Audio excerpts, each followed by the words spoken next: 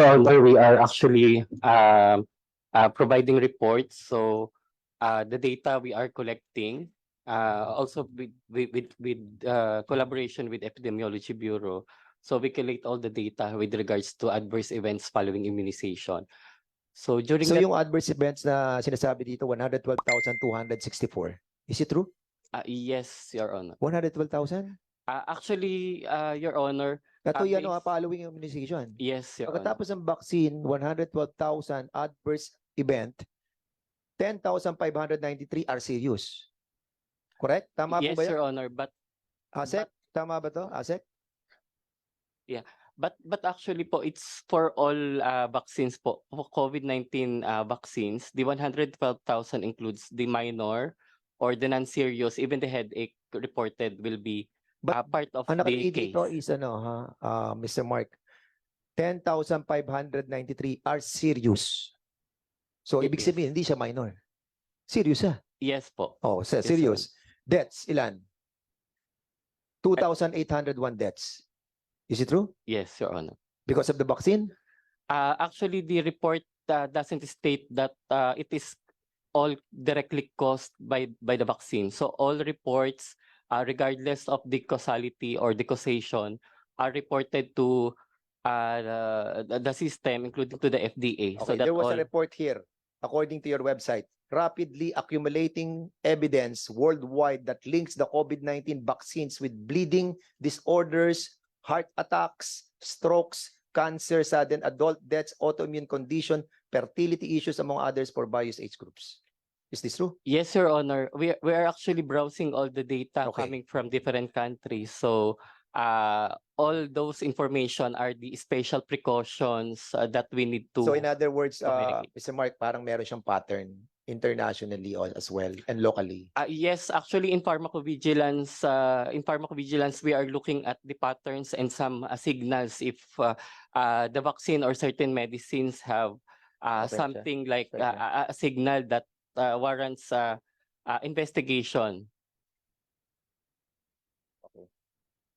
So, are you ready for the presentation?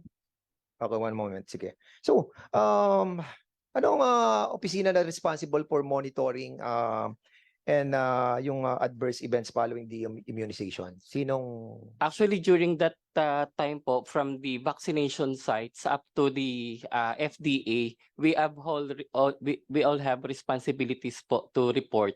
So coming from the vaccination sites, they are all reported So, opisina nyo yung may to responsible for the this FDA. one? Yes. Yeah, okay. So basically, lahat to ay nakakagulat lang kasi na after all the adverse events, no, following immunization, sabi nyo halos lahat. So, i-categorize natin, ilan dun yung sa COVID vaccine? Kasi sabi mo lahat. So, ilan dun ang sa COVID vaccine? With the report Sa po, 112,200. that is all po for For COVID vaccines po. Oh, kung lahat yung adverse events following immunization at meron tayong 2,801 deaths, eh bakit pa tayo nagpo-promote ng vaccine? Dapat huwag na muna tayo mag-promote. Yes, Your Kasi Honor. meron tayong 2,801 deaths Yes, Your from Honor. COVID-19 vaccines. Your Honor, in pharmacovigilance, we need to collect all the data po so that we could Yes, come what up I'm with a trying to signal. say is this. Well, alam naman natin na dangerous yung vaccine. Nobody in the government is trying to warn the Filipino people that this vaccine is dangerous. Eh, nakalagay sa inyo, 112,000 adverse events following immunization, 10,593 serious, and 2,801 deaths. Dapat ang promotion na natin on your own volition. Pero ang target natin, like sa A2, ito ngayon to, nakuha ko to kanina sa ano natin, sa Viber group natin, nakalagay vaccination accomplishment.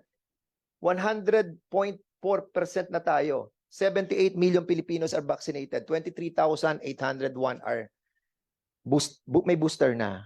So in other words, we are continuing promoting the vaccination. Correct? Ito nakalagay sa ano niya. Ayan, no? Vaccination accomplishment, tapos yung booster, nilalagay niya na dito, tapos yung target ninyo. So kung meron tayong ganito, dapat we have to stop muna unless that we resolve this kind of problem. Remember the Deng Baksha? Di ba 600 kids were killed? And we stopped the vaccination of that vaccine? ASEC. Sir,